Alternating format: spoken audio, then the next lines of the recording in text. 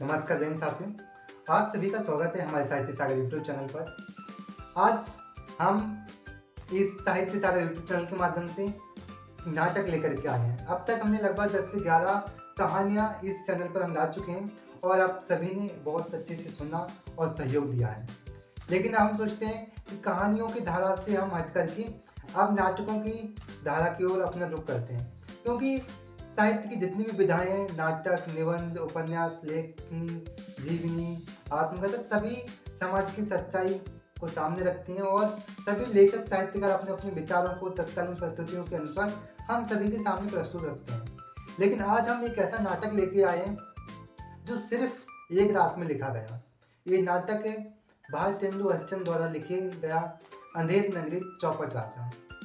ये नाटक सिर्फ एक दिन में लिखा गया और इस नाटक को लिखने का उद्देश्य भारतेंदु हरिश्चंद्र का था कि उस समय जो सरकारी व्यवस्था थी, किस प्रकार हमारे देश में न्याय व्यवस्था लाचार हो रही थी, दुखियों को उनका न्याय नहीं मिल रहा था, सभी लोग हताश हो चुके थे, जो अन्यायी थे वो बढ़ते जा रहे थे और जो कमजोर वर्ग था उसको अपना न्याय नहीं मिल पा रहा था।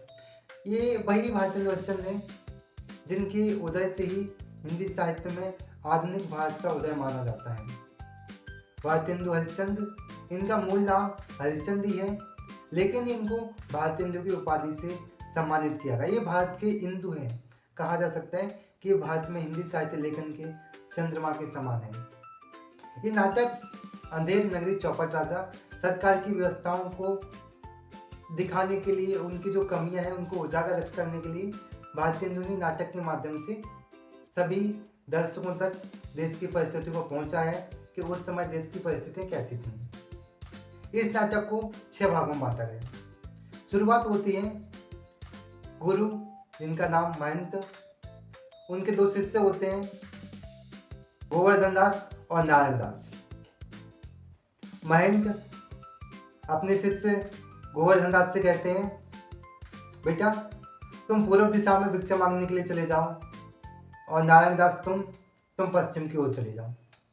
लेकिन आप भिक्षा लेने के लिए जा रहे हो तो कभी भी लालच मत करना, तुम्हें जितना भी श्रद्धा से कोई दे उतना ही ले आना, ज़्यादा भिक्षा का लालच मत करना। आप 4 घर नहीं, आप 10 घरों में जाइए, आधे दिन में आप दिन भर मांगे, लेकिन कभी लालच नहीं करना इस चीज़ में। तो गोवर्धन दास और नारायण दास दोनों भिक्षा मांगने के लिए चले जाते हैं। लेकिन जब गोवर्धन दास एक ऐसे शहर में पहुंच जाता है जहां सारी चीज़ें टके से, मतलब जितनी भी चीज़ें बाजार में मिलती हैं उन सभी का एक भाव, किसी का भाव ऊपर नीचे नहीं। आलू भी टके से, मिर्ची भी टके से, अन्य सब्जियां भी टके से, मिठाइयाँ भी टके से, लड्डू भी टके से, जलेबी टके से, हर चीज़ जो भी आपको चाहिए सब एक दाम है। गोवर्धन दास इस चीज़ से बड़ा प्रभावित होता है कि वाह कितना अच्छा शहर है, यहाँ तो महंगी नाम की कोई चीज़ ही नहीं है, सब कुछ एक ही रेट में मिल जा रहा है। तभी गोवर्धन दास वहाँ पर किसी व्यापारी से पूछता है, बालक इस नगरी का नाम क्या है? वो व्यापारी कहता है अंधेर नगरी। और यहाँ का राजा कौन है? व्यापारी कहता है चौपट राजा। गोवर्धन दास बड़ा प्रसन्न होता है, वाह अंधेर नगरी चौपट राजा, टके सिर भाजी टके सिर खाजा। और फिर वो जाता है एक मिठाई की दुकान पर और पूछता है ये लड्डू क्या भाव दिए? वो कहता है बाबा जी टके सिर। और ये बर्फी बाबा जी टके सिर। और ये इमरती बाबा जी ये भी टके सिर। बाबा जी कहते वाह क्या मजा है। वो कहते हैं 7 पैसे की मिठाइयाँ दे दो हमें भिक्षा में 7 पैसे मिले, हम उन्हीं से मिठाइयाँ ले रहे हैं। और गोवर्धन दास 7 रुपए की मिठाइयाँ लेके अपने गुरुजी के पास में चले जाते हैं वापस। जब गुरुजी देखते हैं कि वाह गोवर्धन दास इतनी मिठाइयाँ कहाँ से लेके आया, लगता है जिस नगर में तुम गया था बड़ा ही संपन्न नगर होगा वो। गोवर्धन दास कहता हाँ गुरुजी बहुत संपन्न राज्य है, तो यहाँ पर महंगाई है ही नहीं है, सभी चीज टके सिर मिलती है। गुरुजी कहते सब चीज एक ही भाव मिलती है, यहाँ किसी चीज का मोल भाव है नहीं है, दूध भी उसी रेट, पानी भी उसी रेट, घी भी उसी रेट। ये कैसा राज्य है? कौन से नगर में गए थे तुम? गोवर्धन दास कहता अंधेर नगरी। महंत पूछते हैं यहाँ का राजा कौन है? चौपट राजा, अंधेर नगरी चौपट राजा, टके सिर भाजी टके सिर खाजा। महंत कहते हैं नहीं शिष्य, हमें ऐसे नगर में नहीं रहना चाहिए जहाँ कौए बगले को एक समान नापा जाता हो, जहाँ कोयल और कौवा दोनों एक जैसे हों। हमें इस राज्य को छोड़ देना चाहिए, हमें किसी दूसरे देश में चलना चाहिए। गोवर्धन दास कहता है क्यों गुरुजी, इतना अच्छा यहाँ पर चल रहा है, 2 दिन थोड़ी सी भीख मांगो पेट भर जाता है उसी से, हम किसी दूसरे नगर में क्यों चले यहाँ से। गुरुजी कहते हैं जहाँ पाप करने वाले पुण्य करने वाले दोनों एक जैसे हों तो उस नगर में तो नहीं रहना चाहिए। गोवर्धन दास कहते नहीं महाराज मैं तो यही रहूंगा। मंत्री कहते हैं ठीक है बेटा, तेरी इच्छा है तो तू रह, मैं तो इस नगर को छोड़ के जाता हूँ, लेकिन मैं बता जा रहा हूँ जब भी तेरे को कभी हमारी सहायता की जरूरत पड़े तो तुम तो बस स्मरण कर लेना, मैं आ जाऊंगा तेरी सहायता के लिए। गोवर्धन दास कहता है ठीक है महाराज, मैं तो फिर भी यही कहूंगा कि आप तो यहीं पर रहिए, यहाँ पर बहुत मजे हैं, सब कुछ फ्री मिलता है। मंत्री जी कहते नहीं बेटा तू रह, मैं इस नगर में बिल्कुल नहीं रहूंगा। और गुरुजी चले जाते हैं और गोवर्धन दास उसी नगर में बढ़िया से रहता है, खाता है और पीता है। तभी एक घटना घटित होती है। राजा का दरबार लगा हुआ था, तभी एक सेवक राजा से कहता है महाराज पान खाइए, महाराज पान खाइए। राजा कुर्सी से छिटक के दूर खड़ा हो जाता है, कहाँ है शूर्पणखा, कहाँ है शूर्पणखा। मंत्री कहते हैं नहीं महाराज, सेवक कह रहा है पान खाइए, आपने गलती सुना, शूर्पणखा खाइए। वो ये नहीं कह रहा कि शूर्पणखा खाइए, वो ये कह रहा है पान खाइए महाराज। राजा गुस्से में क्रोधित तो कहता है मंत्री इस सेवक को तुरंत 100 कोड़े लगाए जाए। मंत्री कहता है महाराज इसमें सेवक की कोई गलती नहीं है, गलती तो उस पान लगाने वाले की है जिसने पान लगा के दिया है, सजा तो उसको मिलनी चाहिए। महाराज कहते सही कहते हो मंत्री, जिसने पान लगाया उसको 200 कोड़े लगाए जाए। मंत्री कहते छोड़िए ना महाराज, पान लगाने वाली गलती थोड़ी है इसमें, आप तो शूर्पणखा के नाम से डरे हो, उसकी गलती है, सजा तो शूर्पणखा को मिलनी चाहिए। राजा कहते मंत्री जी तुम बहुत बेकार आदमी हो, मैं रानी से क्या दूंगा, तुम्हारी शिकायत कर दूंगा कि तुम बार बार उसकी सौत का नाम लेते हो। कि तभी नौकर एक गिलास राजा को और शराब पिला देता है, राजा एकदम भयंकर नशे में हो जाता है। तभी उसी गांव का एक नागरिक फरियाद लेकर आता है, महाराज दुहाई हो, महाराज न्याय चाहिए हमें, महाराज न्याय दो। राजा कहता क्या हुआ है, बिल्कुल न्याय मिलेगा तुम्हें, यमराज से भी अच्छा न्याय देंगे हम, बताइए क्या न्याय चाहिए तुम्हें। फरियादी कहता है महाराज कल्लू बनिया की दीवार गिर गई जिससे मेरी बकरी मर गई, मुझे न्याय चाहिए महाराज, मेरी बकरी मरी है। राजा कहता है बिल्कुल न्याय मिलेगा, सैनिकों दीवार को पकड़ के लाओ। मंत्री कहता है महाराज दीवार को पकड़ के नहीं लाया जा सकता। राजा कहता ठीक है कोई बात नहीं, तो फिर उसके भाई, उसकी बहन, उसकी माता, उसके पिता जो भी हो उसको पकड़ के लेके आओ। मंत्री कहता नहीं महाराज उसको भी पकड़ के नहीं ला सकते, दीवार ईंट और चूना से बनाई जाती है, उसके भाई बहन तो होते ही नहीं है। अच्छा ठीक है कल्लू बनिया को पकड़ के लाओ। सैनिक जाते हैं और कल्लू बनिया को उठा लाते हैं उसके रस्सी। कल्लू बनिया आता है दरबार में, राजा पूछता है क्यों बे कल्लू बनिए, तूने अपनी दीवार क्यों गिरा दी, इस बेचारे की बकरी मर गई। कल्लू बनिया कहता महाराज इसमें मेरा कोई दोष नहीं है, कारीगर ने इतनी कमजोर दीवार बनाई थी कि वो गिर गई और इसकी बकरी मर गई। अच्छा कल्लू बनिया को घर छोड़ो, कारीगर को घर से उठा के लाओ। सैनिक जाते हैं, कल्लू बनिया को घर छोड़ते हैं और कारीगर को घर से उठा लेते हैं। कारीगर दरबार में हाजिर होता है, राजा पूछता है क्यों बे कारीगर, तुमने इतनी कमजोर दीवार क्यों बनाई, किस बेचारे की बकरी मर गई। कारीगर कहता साहब इसमें मेरी कोई गलती नहीं है, जो दीवार बनाने का चूना था वो चूने वाले ने चूना ही इतना ढीला बनाया कि वो चूना सही से नहीं बना और दीवार गिर गई। राजा कहता है सैनिकों कारीगर को घर छोड़ो, जिसने चूना बनाया उसको घर से उठा के लाओ। कारीगर को घर छोड़ा जाता है, चूना बनाने वाले को उठा लिया जाता है घर से। चूना बनाने वाला दरवाजे में हाजिर होता है, राजा पूछता है क्यों भाई चूने वाले, तूने इतना ढीला चूना क्यों बनाया कि कल्लू बनिया की बकरी गिर गई, दीवार मर गई। चूना बनाने वाले कहता है महाराज इसमें मेरी कोई गलती नहीं है। भिश्ती बनाने वाले ने भिश्ती बड़ी बना दी थी जिसमें पानी ज़्यादा आ रहा है, और पानी ज़्यादा आ रहा है उससे चूना गीला हो गया, गीला हुआ तो उसकी बकरी मर गई। अच्छा कहता अच्छा इसमें तेरी गलती नहीं है, तो जिसने जो भिश्ती बनाई थी उसकी गलती है। सैनिकों तुरंत जाओ भिश्ती बनाने वाले को उठा के लाओ। सैनिक जाते हैं, भिश्ती बनाने वाले को घर से उठा लेते हैं। भिश्ती बनाने वाला आता है दरबार में। राजा फिर पूछता है क्यों वे भिश्ती वाले, भिश्ती गंगा जमुना की किश्ती, तूने ऐसी क्यों बनाई भिश्ती, इसमें पानी आ गया ज्यादा और इस बेचारे की बकरी मर गई। भिश्ती बनाने वाले कहता महाराज इसमें मेरा कोई कसूर नहीं है, मेरे टके शेर में जो कसाई था उसने मेरे को बड़ी भीड़ बेच दी, उस बड़ी भीड़ की वजह से भिश्ती भी बड़ी बन गई, तो इसलिए उसका पानी ज्यादा आ गया उसमें। आज कहता अच्छा तो इसमें तेरी गलती नहीं है, कसाई की गलती है जिसने बड़ी भीड़ बेची क्यों। सैनिकों भिश्ती वाले को घर छोड़ो, कसाई को घर से उठा लो। सैनिक जाते हैं, कसाई को घर से उठा लाते हैं। राजा पूछता है क्यों बे कसाई,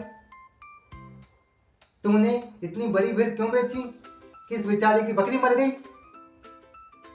कसाई वाला कहता है महाराज इसमें मेरा कोई कसूर नहीं है, जब मैं ये भीड़ बेच रहा था उसी समय कोतवाल जी की सवारी आई और इतनी तेजी से उन्होंने सवारी निकाली कि मैं भूल ही गया कि मेरी छोटी भीड़ कौन सी है और बड़ी भीड़ कौन सी है, गलती से बड़ी वाली भीड़ चली गई हमसे। राजा कहता अच्छा तो गलती इसमें तेरी नहीं है, जो कोतवाल था उसने जोर से सवारी अपनी निकाली, इसमें गलती तो उसकी है। कोतवाल को घर से उठाया जाए। कोतवाल को घर से उठा के लाते हैं सैनिक। राजा पूछता क्यों बे कोतवाल, तूने इतनी तेजी से सवारी क्यों निकाली, किस बेचारी की बकरी मर गई। कोतवाल साहब कहता है महाराज इसमें मेरा कोई कसूर नहीं है, मैं नगर के इंतजाम करने के लिए जा रहा था, वहां की व्यवस्थाओं को देखने के लिए जा रहा था, इस चक्कर में मैं तेजी से जा रहा था। अब मंत्री जी मन ही मन सोचने लगता है अब ये पूरे नगर को ही न जला दे, यह राजा हो सकता है पूरे नगर को ही फांसी पर चढ़ा दे। मंत्री बीच में उठता है नगर की व्यवस्था देखने जाना था तो ठीक है, लेकिन इतनी तेजी से क्यों निकाला। कोतवाल कहता है महाराज यदि मैं जल्दी नहीं पहुंचता तो समाज में व्यवस्था बिगड़ जाती। मंत्री जी फिर पूछते हैं व्यवस्था बिगड़ती तो ठीक है, लेकिन इतनी देर जाने क्यों। कोतवाल फिर कहता है यदि मैं जो समाज की व्यवस्था को नहीं संभालूंगा तो मेरी नौकरी चली जाएगी। मंत्री फिर कहता है नौकरी जाती है तो ठीक है, लेकिन इतनी तेज सवारी निकालनी क्यों। महाराज इसी कोतवाल की गलती है। कोतवाल कहता है मैं मेरे देश की व्यवस्था को संभालने जा रहा था, समाज की व्यवस्था संभाल रहा था, इसमें मेरी कोई गलती नहीं है, मैं बस अपनी सवारी लेके जा रहा था, उसने की गलती है, उसने उसको ध्यान रखना चाहिए था, उसकी छोटी भीड़ कौन सी है बड़ी भीड़ कौन सी, मैं तो अपने काम कर रहा था। मंत्री भाई तो अपना काम कर रहा था तो ठीक है, लेकिन उसकी भीड़ बड़ी भीड़ चली गई, इसमें गलती किसकी है। राजा एकदम से कहता है इस कोतवाल को अभी फांसी पे चढ़ा दो। कोतवाल की एक नहीं सुनी जाती है और उसको फांसी पर लेके चले जाते हैं और राजा अपनी सभा को स्थगित कर देता है और अपने घर चला जाता है। कोतवाल को फांसी पर ले जाया जाता है। जैसे ही फांसी पर लटकाया जाता है तो पता चलता है कि कोतवाल बहुत दुबला और पतला था और जो फांसी पर जो फंदा होता है वो बहुत बड़ा था। कोतवाल को लटकाया गया, उसकी गर्दन फंसी ही नहीं, वो पूरा निकल आया फांसी में से। सिपाहियों ने मंत्री से पूछा, मंत्री ने राजा से पूछा, राजा ने कहा कोई दिक्कत नहीं है, बकरी मरी है, न्याय होगा, बिल्कुल न्याय होगा, उसकी गर्दन नहीं आ रही, जिसकी गर्दन उस फांसी पर पिट बैठी उसको चढ़ा दो, क्योंकि सब ये भाई ईश्वर का अंश है, कोतवाल मरे या कोई और मरे, फांसी पर तो भगवान ही चलेगा। वो कहता है ठीक है। अब जिन जिन जल्लादों को जिम्मेदारी दी गई थी फांसी पर चढ़ाने के लिए, वो नगर में भटकते हैं, ढूंढते हैं कि भाई कोई मोटा व्यक्ति मिल जाए जिसको हम फांसी पर चढ़ा सकें। ढूंढते ढूंढते ढूंढते ढूंढते उनको भाई संत गोवर्धन दास से मिल जाते हैं, जो बड़े प्रसन्न थे, कभी टके सिर भाजी टके सिर खाजा मिठाइयों की आनंद लेने में, भाई खा खा के भाई सब वो मोटे हो चुके थे। जब वहाँ पे उन्होंने देखा जल्लादों ने कि हाँ ये महात्मा जी की गर्दन एकदम फिट बैठती है फांसी के फंदे से, इन्हीं को लेके चलते हैं। चारों जल्लाद गोवर्धन दास जी को उठा लेते हैं। गोवर्धन दास जी पूछते हैं मुझे क्यों उठाया जा रहा है, मेरा क्या अपराध है, जल्लाद कहते नहीं कोई अपराध नहीं है, हम बस ले जा रहे हैं, हमारी इच्छा है। गोवर्धन पूछता अच्छा वो तुम्हारी इच्छा है तो ठीक है, लेकिन मुझे क्यों ले जा रहे हो? तो कहता है तुम्हें फांसी पर चढ़ाएंगे। मुझे क्यों चढ़ाएंगे फांसी पर? क्योंकि किसी व्यक्ति को फांसी पर चढ़ाना है, राजा का आदेश से, बकरी मरी है तो उसका न्याय चाहिए, तो मुझे क्यों मारोगे? वो फिर कहते हैं यार सभी में ईश्वर का अंश है, कोतवाल फांसी पर चढ़े या तुम फांसी पर चढ़ो, भगवान को तो फांसी पर चढ़ना है। गोवर्धन कहता तुम ठीक नहीं कर रहे हो, बता रहा हूँ, ऊपर तुमको जवाब देना पड़ेगा भगवान को सब कुछ। जल्लाद कहते हैं जवाब देगा मेरा राजा, हम तो उसकी आज्ञा का पालन कर रहे हैं, और तुमको चलना चलो वरना तुम घसीट के ले जाएंगे यहाँ से। और गोवर्धन जी को वहाँ से घसीटते हुए जल्लाद लेके जाते हैं, और गोवर्धन से बड़ा चिल्लाता है बचा लो, गांव वाले बचा लो, पड़ोसी बचा लो, कोई नहीं सुनता उसको। और फिर उसको ध्यान आता है कि हाँ कभी गोवर्धन हमारे गुरु महंत जी ने भी कहा था कि जब भी तुम कभी फंसे हुए ना मेरे को याद कर लीजिए। अब चिल्लाता भाई साहब गुरु जी बचा लो, मार दिया इन्होंने, गुरु जी बचा लो, अब मेरा कोई नहीं, हे नारायण कहाँ हो तुम, बचा लो। और उसको तब तक वो जल्लाद फांसी पर लेके पहुंच जाते हैं कि तभी तक गोवर्धन के गुरु महंत जी वहां पर आ जाते हैं। पूछते हैं क्या चल रहा है, तुमने क्या अपराध किया, तो तुझे फांसी क्यों दी जा रही है? वो कहता है गुरु जी मेरा कोई अपराध नहीं है, मेरा अपराध बस इतना है कि मैं थोड़ा सा मोटा हो गया और इस फांदे के बराबर आ जा रहा हूँ, कोतवाल की वजह से बकरी मरी है और ये फांसी पर मुझे चढ़ा रहे हैं। महंत जी सैनिकों को पूछते हैं कि यहाँ का ऐसा कैसा नियम है कि इसकी गलती ही नहीं है फिर भी इसको फांसी पर चढ़ा दिया जा रहा है? सैनिक कहते हैं मैं राजा का आदेश, हम तो उसका आज्ञा को पालन कर रहे हैं, हमारे इसमें कुछ भी नहीं है। गुरु जी कहते हैं अच्छा ठीक है तुम अपना पालन करो, मैं अपने शिष्य को एक अंतिम उपदेश दे रहा हूँ, उसके बाद इसको फांसी पर चढ़ा देना, हमें कोई ऐतराज नहीं होगा।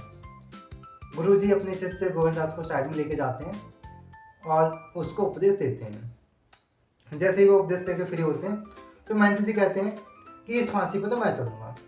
गोवर्धन कहते नहीं, इस फांसी पर पकड़ के मुझे लाया गया, मेरा पूरा अधिकार है कि इस फांसी पर मैं ही चढ़ूंगा।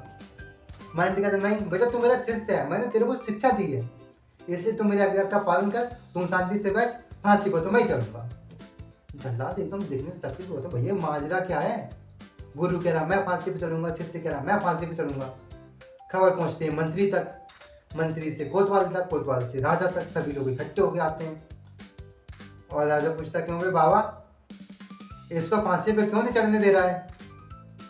गोवर्धन बीच में बोलता है महाराज ये लोग फांसी पे चढ़ने के लिए मुझे लेके आए थे, लेकिन मेरे गुरु बीच में ही चढ़ने की कोशिश कर रहे हैं, इस फांसी पर चढ़ने का पूरा हक मुझे है। राजा कहते चुप, मैं पूछ रहा हूं ना इस बाबा से, महात्मा जी जल्दी बताओ इस फांसी पर तुम क्यों चढ़ना चाहते हो? महंत जी कहते हैं महाराज ये समय इतना अच्छा मुहूर्त है, इस समय जो भी इस सूली पर चढ़ेगा वो सीधा वैकुंठ जाएगा। राजा कहते मूर्ख समझते मुझे, तुमको चढ़ने दूंगा फांसी पर? तभी कोतवाल बीच में बोलता महाराज इस फांसी के लिए डिसाइड मुझे किया गया था, मैं फांसी पर चढ़ूंगा। मंत्री कहता चुप, तुम फांसी पर चढ़ेगा, फांसी पर तो मैं चढ़ूंगा, तुमको मैं तेरे सीनियर हूँ। राजा कहता चुप है, तुम सब मंत्री हो, मैं राजा हूँ, वैकुंठ जाने का हक सबसे पहले एक राजा का होता है, फांसी पर तो मैं ही चढ़ूंगा। और राजा को फांसी पर टांग दिया जाता। कहानी खत्म यही होती है, बोली सत्यनारायण भगवान की जय। और राजा वैकुंठ धाम को चले जाते हैं। इस कहानी से आपको क्या शिक्षा मिली, इस नाटक से आपको क्या शिक्षा मिली, कमेंट बॉक्स में अवश्य बताइए। इसी प्रकार की जो समाज की सच्चाई है, सरकार की सच्चाइयाँ हैं जो हमारे विद्वान कवियों द्वारा लिखी गई है, उनको सुनने के लिए भले वो नाटक हो, निबंध हो, कहानियाँ हो, आत्मकथा हो, जीवनी हो, साहित्य की कोई सी भी विधा हो, मैं एक एक करके सारी विधाओं को इस चैनल के माध्यम से आप सभी तक पहुंचा सकूं। उसके लिए आप सभी से आग्रह है कि चैनल को सब्सक्राइब कर लीजिए, जिससे जो भी आपके पास में हम वीडियो भेजें वो सबसे पहले आपके पास पहुंचे। धन्यवाद, जय हिंद, मिलते हैं नेक्स्ट वीडियो में।